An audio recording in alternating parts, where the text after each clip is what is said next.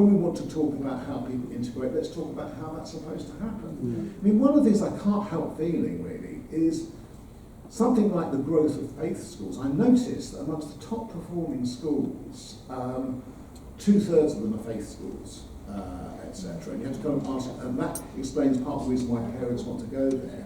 But it also creates levels of separation which are not, socially useful. And so I would say the answer to your question really is integration. Now, one of the things which people are saying now, particularly Nigel Farage and others, is, look, with global warming coming, by the way, this is ironic because they also don't believe in global warming. With the global warming that we don't believe in coming, masses of people will come here, and you've got to stop them. And there's a very good podcast I was listening to the other day from the New York Times, a daily podcast, about people living on the Texas border. The Texan authorities decided they wanted to stop people coming over because the numbers coming over the southern border had increased. So they took state authority for creating structures which would stop it. The result is to kill off the border economy, essentially, and to turn what was a rather kind of beautiful area into an area which is just razor wire and concrete blocks and so on, and patrols, etc. And the people are still coming. The money they're spending on the concrete blocks, etc., you could possibly argue would be more usefully spent either in the countries of origin, because obviously those countries do need more support than they're getting, etc. And it's not great for those countries if they train up doctors and lose them all to Britain, etc. You can see that. That's kind of very obvious. And on the business of integrating people once they arrive. Now, will that politically happen? I mean, it's like the thing about talking about public health. If you look at the long term, you can see what it is you probably need to do. But the long term never seems to play politically. And that's really well, we've now in this room led long lives, so maybe we should kind of point out to people what the long term is as one of our kind of little contributions before we finally shuffle off.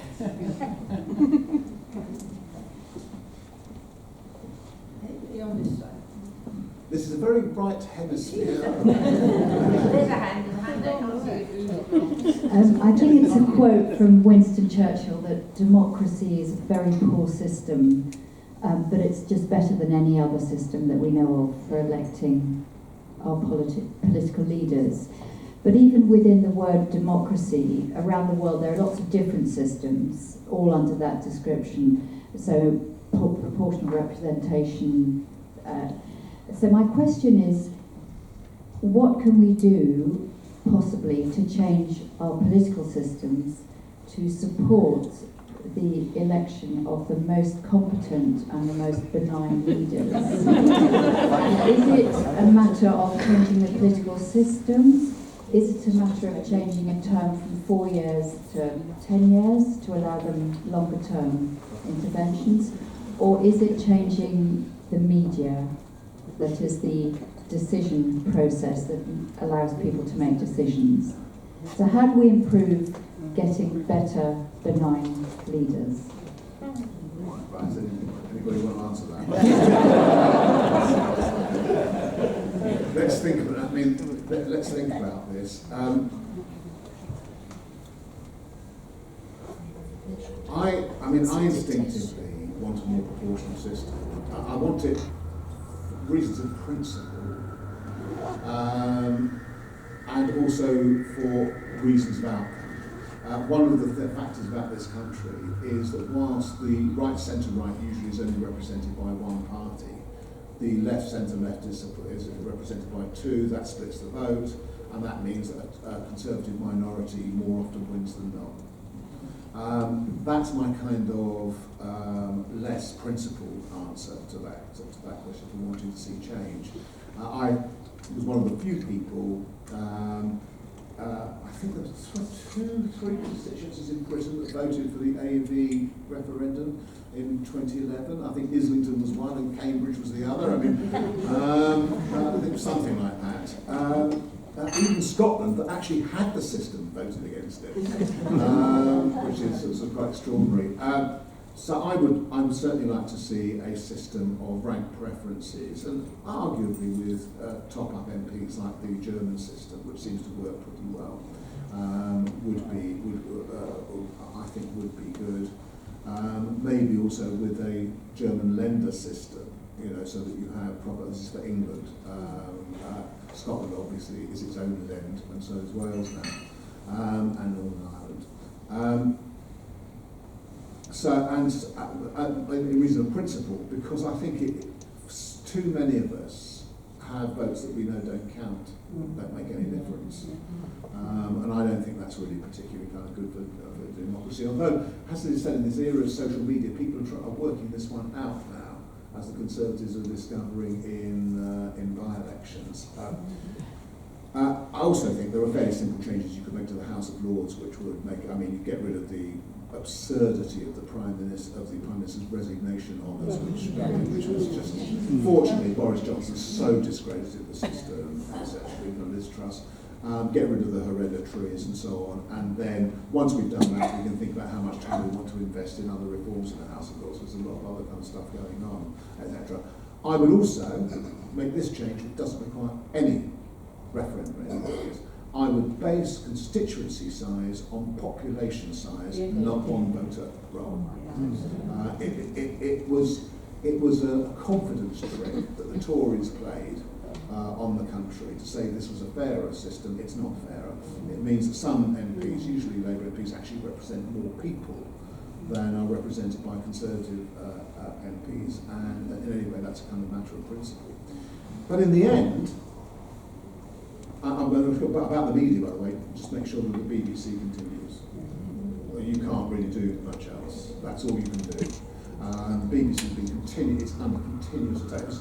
In 2 days, the week before last, very angry Jewish groups fly-posted the outside of the BBC saying that they should be calling Hamas terrorism, etc. And the next day, pro-Palestinian groups covered the front in red paint saying that the BBC were not being fair, etc. I saw them both, and it just is kind of indicative. You absolutely need to have an interlocutor that people who feel very strongly fly post and put paint all over, etc., because it gives you some kind of indicator that somebody somewhere is trying to kind of hold the line in information. But the BBC's been really badly cut in recent years. Just really badly cut. Freezing of the licence fee effectively, the antagonism of the government, the antagonism of the rest of the press because they see it as unfair.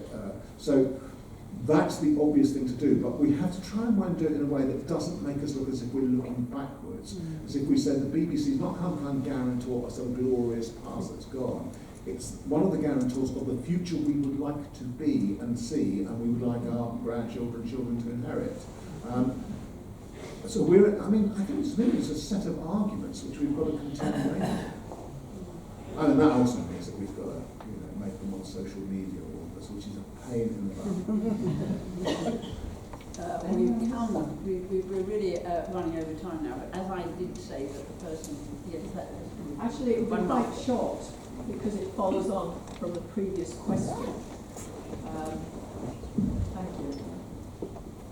And my question would be rather similar, but it was specifically to pick up the lack of trust that the general public, we, experience now about the political process. And it was to make a comment about proportional representation, but also to ask, is there any reason why there doesn't seem to be a debate around compulsory voting? Because you could argue that, in fact, if you look at Australia, that the degree of apathy, the lack of trust that in the political process, in our really essential democracy, will probably only be solved if we can have a really active encouragement for people to use their vote.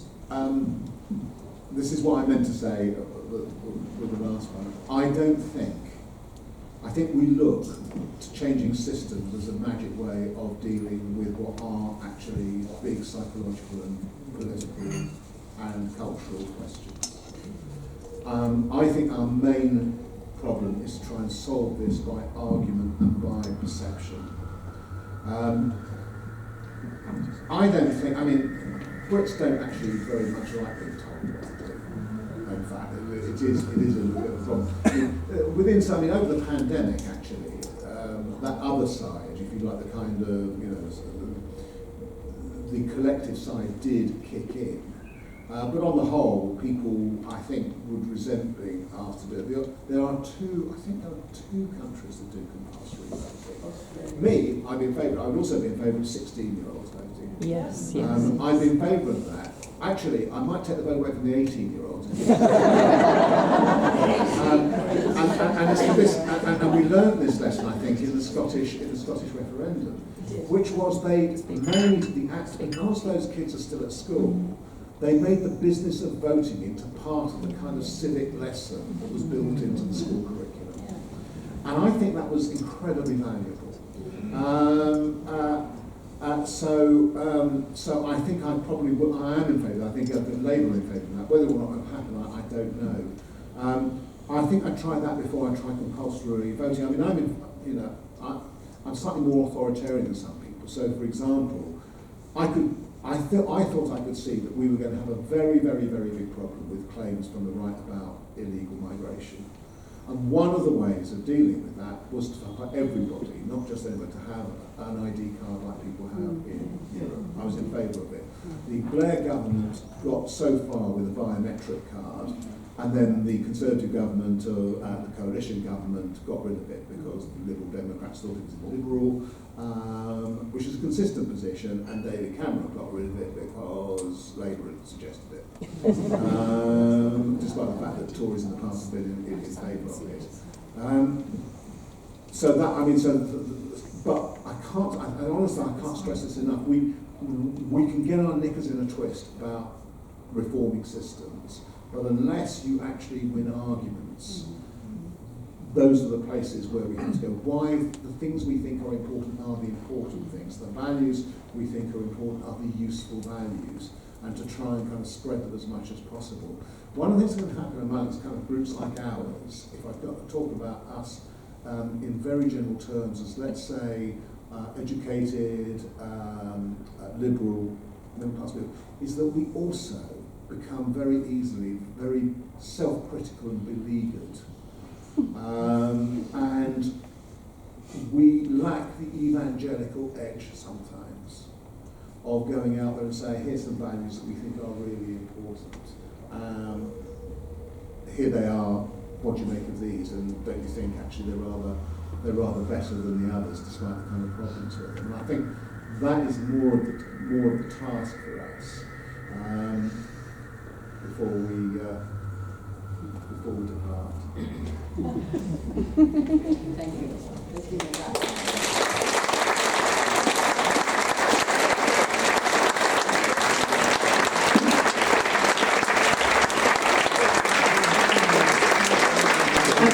A couple of things before you all rush off. I see lots of you heading towards the door. I just want to particularly highlight renewals. Are there any?